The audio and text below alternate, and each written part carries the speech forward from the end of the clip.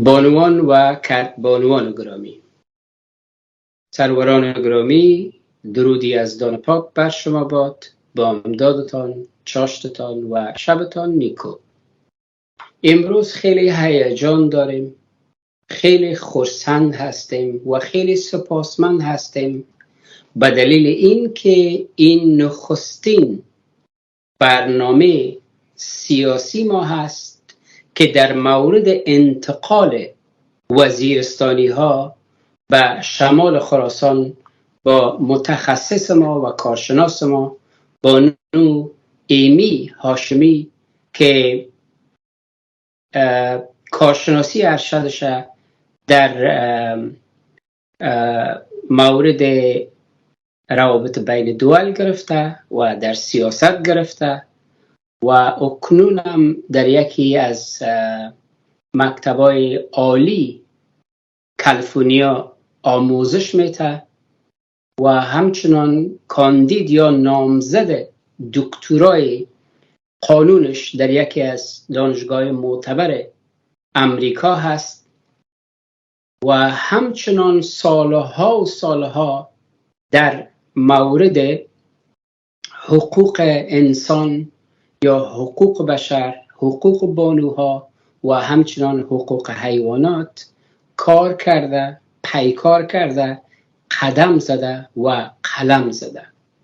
من صادقانه خیلی خرسند هستم و خیلی افتخار هم میکنم این بانوی فرزانه را و این بانوی فرریخته با ما هستند و از استودیوی امریکای ما کالیفرنیا با ما صحبت میکنن. البته صحبت ما به زبان انگلیسی می باشه و این روز برای همه خجستباد و همایونی باد میگوییم به دلیل اینکه بار نخست است که ما توانستیم به یاری یزدان سترک خراسان انترنشنال یا تلویزیون خراسان انترنشنال آغاز بکنیم. البته این آغاز یک آغاز است و ما خدا خواسته باشه صدای ناگفته و ناشنیده تمام خراسانی ها در سراسر گیتی هستیم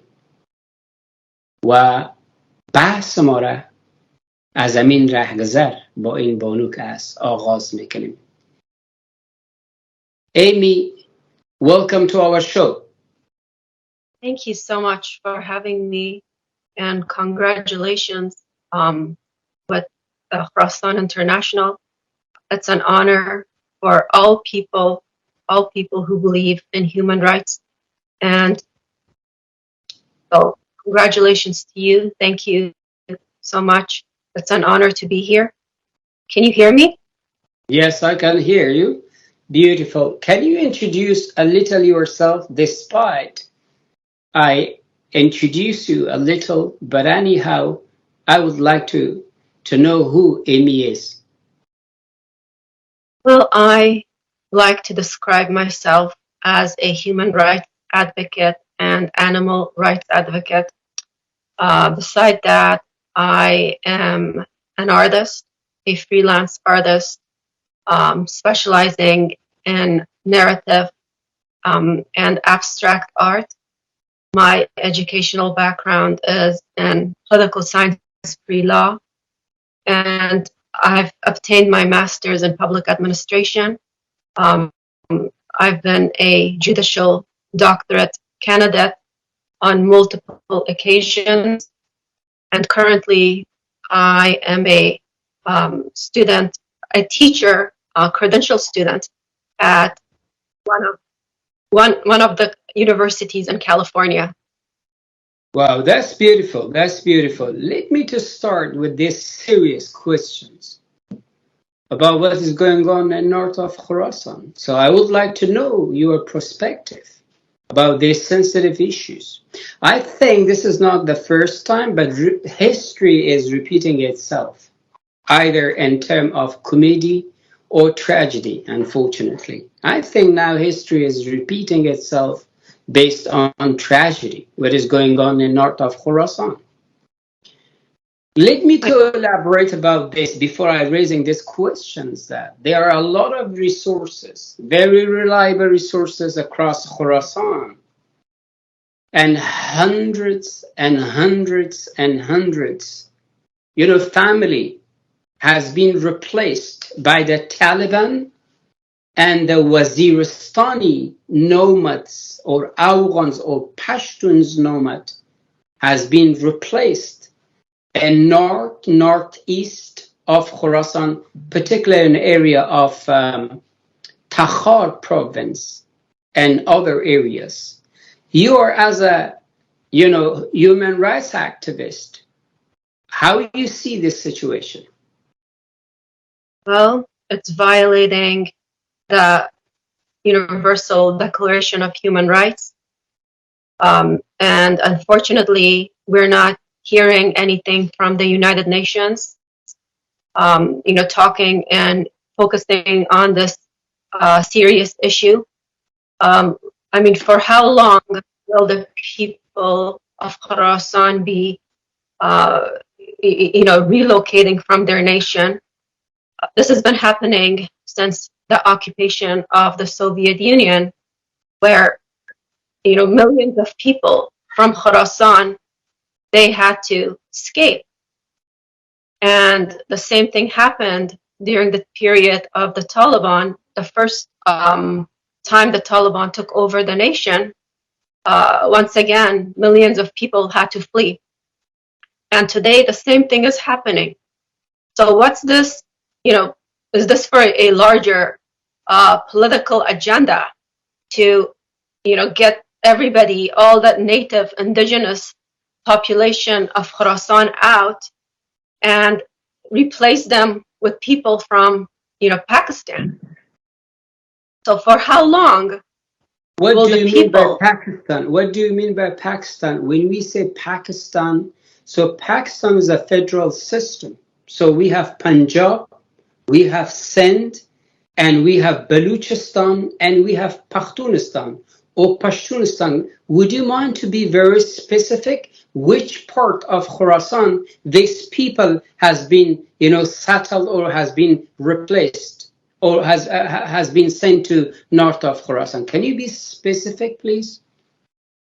Sure. According to the article, Hash to Soap, or the newspaper Hash to Soap, the people they've mentioned in the article, most of them are from the Waziristan area of Pakistan. But other than that, personally, I do not have any more information on what other nationalities are taking over the lands of the people in Khorasan. As most of us are aware, Khorasan is a diverse nation when it comes to population. You're going to find people whose features are very much like people from Europe living in Khorasan. You're going to find people whose features are, very much similar to the people of, East Asia. And, people, like some people, they have features similar to people from South Asia. So sometimes this can make it easier for non-natives to be coming over and, taking over people's lands, because, Khorasan is so diverse when it comes to population. For example, if somebody who's a Persian speaker, which makes up the majority of the people in Khorasan, if they decide to travel to, like, let's say, an area of Khorasan where the majority of the people speak Uzbek, the people who are like residents of that Uzbek area, they're not gonna know if that person is a native of Khorasan or if that person is from somewhere else, because people speak different languages, so you cannot really tell. But according to this article, from Hash to Soap, it states that most of these people who've taken over, the indigenous people's lands in the northern regions are from the Waziristan area of Pakistan. I would like to stop you here. Do you have similar issue in the history of United States of America you can compare with? Well, when it comes to the U.S.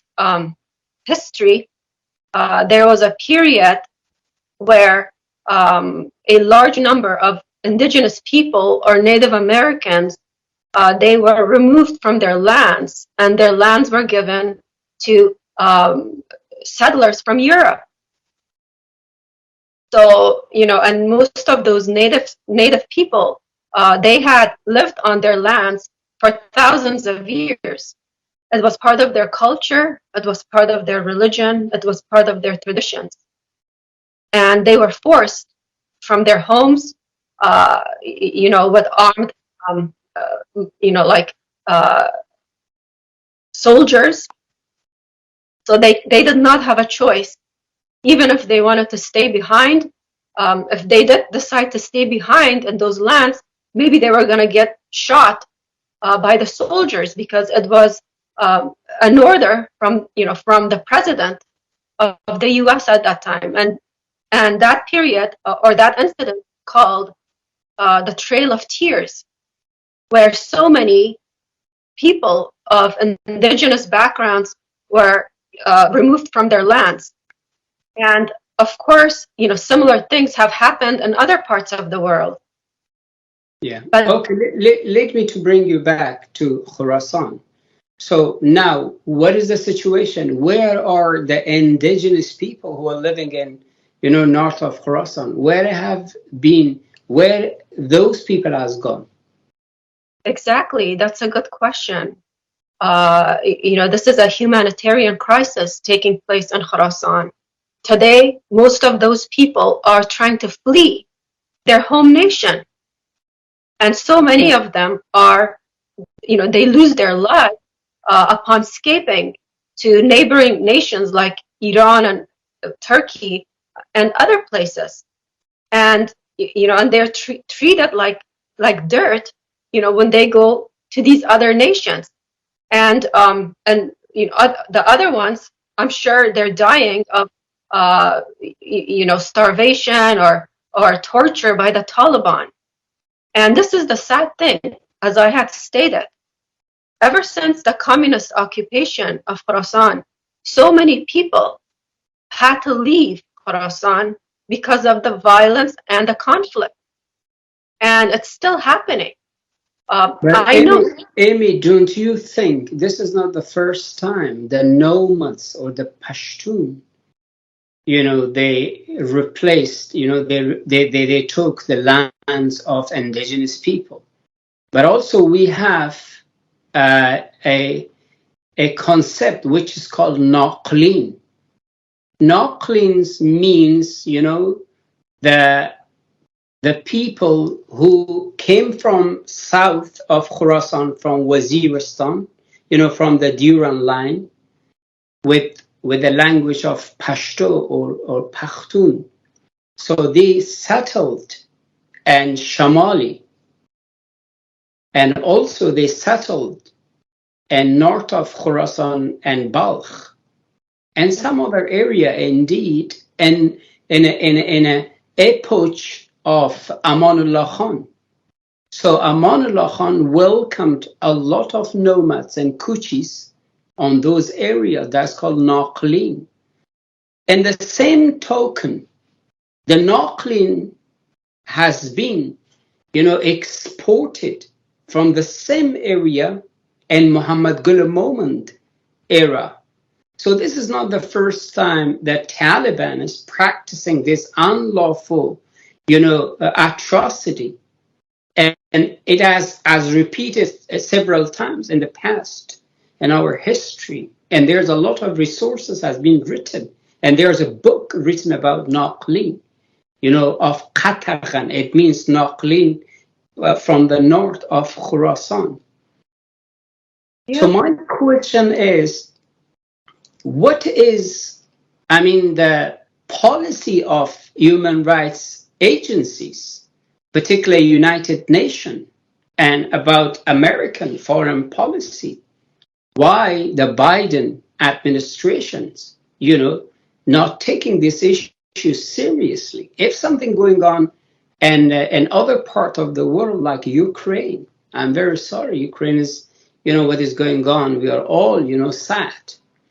But why the Biden administration are so enthusiastic on those conflict area, and that people are being replaced? I can say thousand and thousand and thousand family. So isn't a paradoxical approach?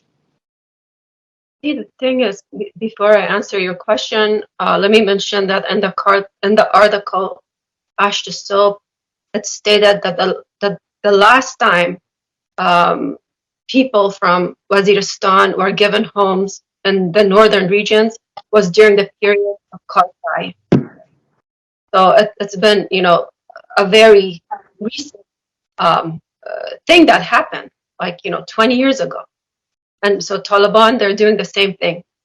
And in terms of, like why isn't the international community or the U.S. Doing anything about this? To be honest with you,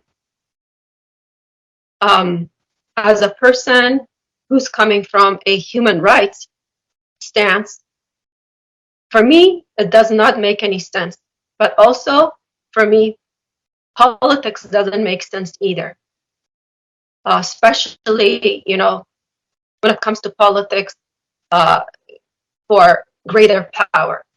So I think, in my opinion, there's a larger political agenda. And, for that reason, everybody's silent about this because, there's this connection with Pakistan and, Let me to bring another question. This is very, very sensitive and very, very vital as well. As you are aware that President Biden, Joe Biden, and he explicitly said that yes, we have a direct connection with the Taliban, who have been murdering, butchering, and slaughtering people in the past of 29 years.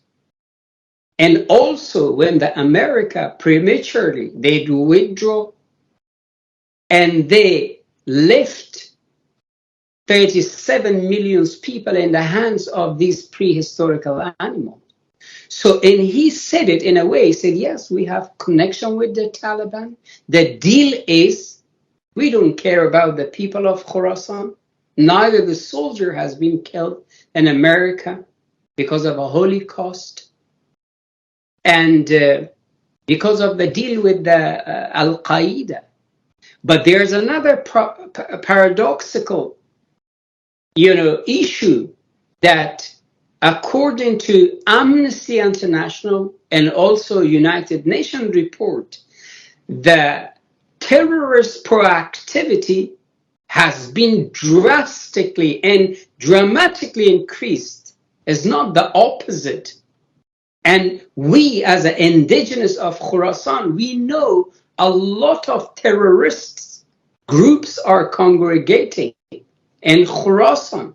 Daesh is there, Al-Qaeda is there, Al-Shabaab is there, Boko Haram is there, and so on, from Uzbekistan, from China. All this extremism and Talibanism and also, radicalist or radicalism are congregated in Khorasan. So when Joe Biden said, Taliban did a good job because they decrease, the proactivity of Al-Qaeda. But we know that Al-Qaeda is growing so, dramatically. And particularly there are some figures, there are some characters of Al-Qaeda, they are they are practically helping, has offices in different provinces in Khorasan, and I can mention a few names. So isn't it a paradoxical for American, audience and what they think? They are absent-minded what is going on. When it comes to the American population, most of the people do not support Joe Biden's views and foreign policies. And, so many people in America, they're left silent. So many people are struggling with the economy, with feeding their families and paying their bills. So, the American population, for the most part, are struggling and they do not have any say. And also, there are many changes taking place when it comes to, certain laws in America as well. According to my studies in political science, one time my professor had stated that the reason why in the 1960s so many positive changes were made for human rights and civil rights is because the people were fighting for it. People were protesting, people were demonstrating, everybody was united, everybody had one voice. And for that reason, the lawmakers had no other choice but to, abide by what the population wanted. Today in America, most people are struggling financially. People are becoming homeless. People do not have jobs. As a result, most people who are anti these types of policies, they're voiceless. They do not have the means to protest or voice their opinions for many different reasons. So most people in America are peace-loving people, and they have the best interest of the people of Khorasan in mind and other parts of the world. But unfortunately, they are not in a position where they can, make something positive happen when it comes to overseas policies. How you explain the silence of White House or the silence of Biden policy? Is that according or in coordination with the Taliban? Because this silence is so ruthless indeed. So they can see people are replaced from their places. And of course, American people are great. There's no doubt. And they pay a tremendous, price. And Khorasan, we are absolutely appreciate what they did. But my question is, this sacrifice, these sweats and blood shouldn't go to the air. So that my questions as well, and we would like to bring awareness that why is the silence, despite America has been, for decades involved in our politics, and they know what is going on. So it's not merely about, displacement of our people from north or from south or from north and northeast and also from the central, of Khorasan, where the Hazara people has been displaced as well. Coaches or nomads, they came and they took their lands as well. This is really repeating so many times in the history. Hazara people has been a genocide, and a big scales. What exactly happened in Rwanda, genocide, and happened in Holocaust, that was perpetrated by Nazis and by Hitler. Exactly, it is happening to and Khorasan, as Bill Clinton said, too little and too late, and exactly it's too little and too late in our countries, Khorasan.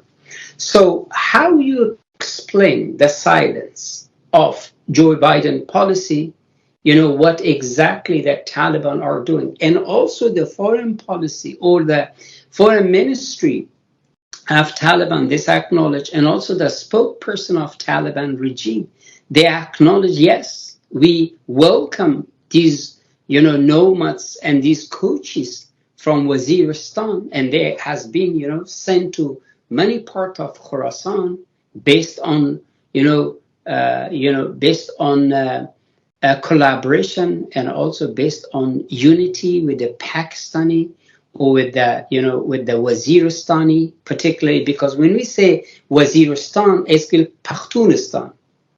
So Pashtunistan, we have a border with Pashtunistan, with Duran line. So that's why there are two. Taliban, they have affiliation and they have unique connection and they think they are one nation.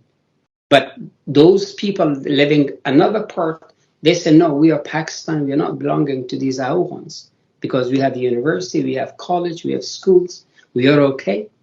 So this is, the silence of America is so problematic, and a lot of Khorasani asking this question, why is happening this? To be honest with you, I don't think the policies of Joe Biden is silence or silent. I think it speaks loud and clear. And if somebody was not paying attention, they need to pay attention now. They need to realize that their best interests are not in the minds of some power holders in the world. So people shouldn't be having any expectations from any foreign nation other than themselves and their own people. As I had stated, the nation of Khorasan has been being emptied out since the occupation of the communists. And most of the people in Khorasan are just happy to leave. If somebody gives them a visa in some Western nation, they're so happy that they got, accepted in Europe or America. Why? Because of oppression, because of oppressive regimes? Or why they are fleeing their country? The thing is, that's part of the problem, because I believe, in my opinion, that's what the larger political plan wants, for most people from Khorasan to be emptied out. So that land can be taken over by these new occupiers, so they can, take advantage of all that, natural resources in Khorasan. So they do not want, these natives to be, living peacefully in their land. They want to kick them out so they can take over those areas and steal what they can. And that's another thing, which was stated in this, news article from Pashtuns. These Taliban, they choose these areas, very wisely. Most of the areas that they are occupying and removing the indigenous people with the force of their rifles are strategic points. Yeah. They're not going to, some barren area. If they wanted people to, to have some land to live on, why are they being so picky with which area they want to relocate Waziristani people to? So this is, in my opinion, part of the larger political plan to empty out the nation of Khorasan of all the native inhabitants. What is the consequences then? There are a lot of people from Tajik area, Uzbek area, and Hazara area, and we are very, very sensitive about this issue. This is a full-scale atrocity, which is, being perpetuated by the Taliban and their stakeholders. So, what do you see the consequences? The thing is, due to misinformation to the larger world community, that the population of the people in the northern regions, the Tajiks or Iranian people, the Uzbek, Hazara, etc., their populations, are not as high as the Afghan or Pashtun population. So perhaps, these politicians, they thought that nobody lives in these northern regions. So now it's even harder for them. They're like, wow, these areas are occupied. And as a matter of fact, if we take a survey, the population of the Pashtun or Afghan people are way less than the population of all these people who are living in the northern regions. And there are millions of people who are still living there. They're suffering, but they do not want to leave their lands. So, they thought, okay, no matter what we do, these people are not going to leave. So, why don't we just force them out? So now they're actually going to these northern areas where these indigenous people were living for thousands of years, and they're forcefully removing them, like the period of the Trail of Tears in America, where the people, the natives, the indigenous people were forced out of their lands and homes, with somebody pointing a rifle at them. And if they didn't abide, they were killed on the spot. So, and now the same thing is happening in Khorasan, where these Taliban are going there with guns or rifles, and they're forcing the people out of their homes. And then on top of that, they are providing security to these non-native people from Waziristan, and who do not have anything in common with the people of the northern regions when it comes to culture, tradition, history, language, clothing, food, what have you. They don't have anything in common with these people. And as you had stated, this is not something new. It's been happening for we can say for like over 10 decades now, where the natives of the northern regions were forced off of their lands, and their lands were given to the people, the Afghan or Pashtun tribes, from the southern region. Today, it's like even going on a larger scale. Now they're bringing in, according to this article, people from Pakistan, and they're homing them in the northern regions. But again, this started during the time of Karzai, during the period of Karzai. He's the one who started this, homing these Waziristani people in the northern regions. So now the Taliban, they're just, continuing, the job, fulfilling the political requirements, whatever they are. So, in my opinion, I think the people of Khorasan, the peace-loving people of Khorasan from all ethnic backgrounds, they need to come together. I mean, if they want to save themselves, especially people from the northern regions, people need to unite. People need to come together, and they have to, become a louder voice, like in unison, that we are not okay with this. But the problem with the Khorasani community, like I said, most of them were happy to be leaving Khorasan because they want a better life, and I do not blame them. I mean, you and I, our families had to escape for the same reason, so we can have a better life somewhere else. And it's still happening. People are escaping. However, all these people who've escaped and they lived a good life in Western nations, I think it's time for them to, think about this and make a decision. What can we do to save our homeland? Okay, the last question I would like to raise, as you're observing what is going on in Khorasan, but a part of this atrocity and a lot of what the Taliban are doing, but what other atrocity and other torturing going on and Khorasan, and from a women point of view. So how you can see the women rights in Khorasan has been tantalized indeed. So it's a very tragedy in terms of education, in terms of employment, in terms of recreations, and so on and so forth. And how you see as a woman, your sisters are living in misery. Well, for me, it's a sad situation. What can I say? Everybody's suffering over there. The women are suffering, the children are suffering, the men are suffering, animals are suffering, trees are suffering.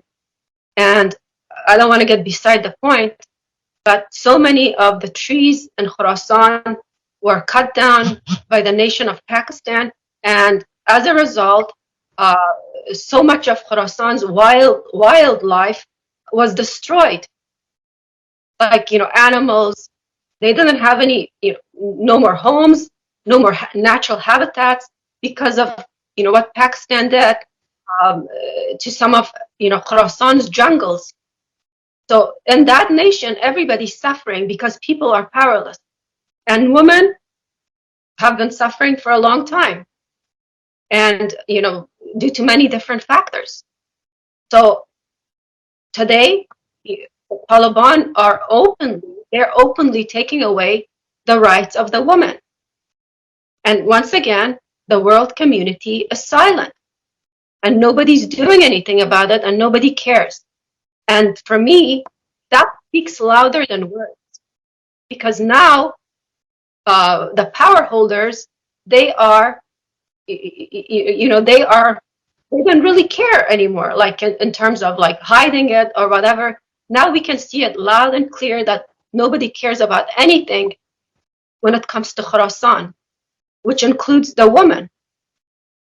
So, like in America, we have, women's rights, we have LGBTQ plus rights, we have all animal rights, and there are laws which protect the different communities of people in America.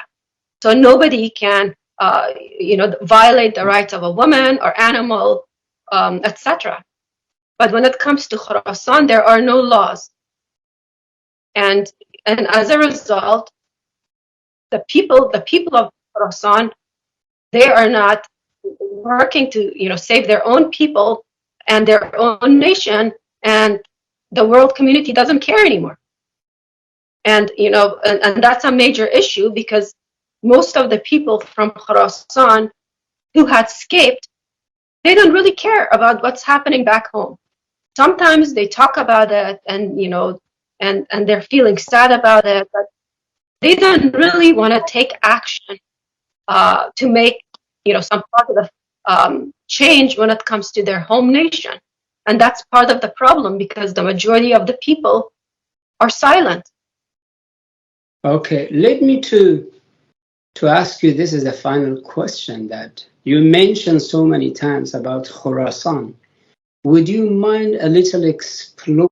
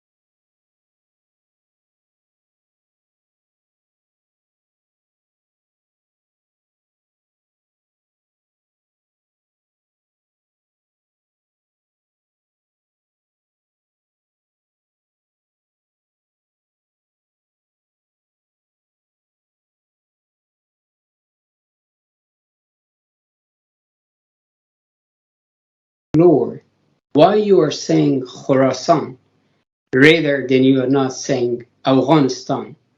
And also, there's another issue that when we say Khorasan, and the overwhelming majority of the West, nations, they think that Khorasan belonging to ISIS or Daesh. Can you explain to your, our audience, particularly for the foreigners and people they can't speak Farsi or Persian language, that why you call yourself Khorasani, and what is the characteristic to be Khorasani, and why are we different from Daesh and ISIS? Thank you. Well, the region which was named Afghanistan was known as Khorasan for thousands of years. As a child of the ancient Khorasani people, a land based on knowledge and improvement and progress, I'm proud to be calling myself Khorasani. Khorasan has nothing to do with these politically motivated groups of people like Daesh and the rest of them. These people, these terror groups have hijacked the name of this ancient area where the first religion that believed in one God, the religion of Zoroastrianism, was born in Balkh. And the two ancient books of the ancient Aryan people, Avesta and Rigveda Veda, was born in Khorasan, in the core of Khorasan, which includes the nation which was named Afghanistan by the British. I am proud of my ancient history. I'm proud of my ancient heritage, and all the great artists and poets who contributed greatly to the world society, to the modern society. So that's what Khorasan is for me. When it came to the Islamic Golden Age, or the Golden Age of Islam, most of those scholars were Khorasanians. They were Khorasani people. And if it wasn't for them, today we wouldn't have geometry, we wouldn't have algebra, we wouldn't have psychology, we wouldn't have, like human rights, because they're the ones who invented most of those things, our ancestors, the Khorasani people. So today, of course, there's a lot of politics taking place in the world, and they have hired the name of Khorasan, which means land of the rising sun, which has nothing to do with the ideology of hate, terror, and violence. And today, if you go online and you put Khorasan, the first thing that you're going to see popping up are these terror groups. And in my opinion, this is like a violation of human rights when it comes to the Khorasani people. But nobody's talking about it. Not that many people are not talking about this issue, or having serious conversations like nations that once belonged to the greater Khorasan. So for that reason, I prefer to call myself a Khorasani, because that Khorasani blood is what runs in my veins. That's who I am.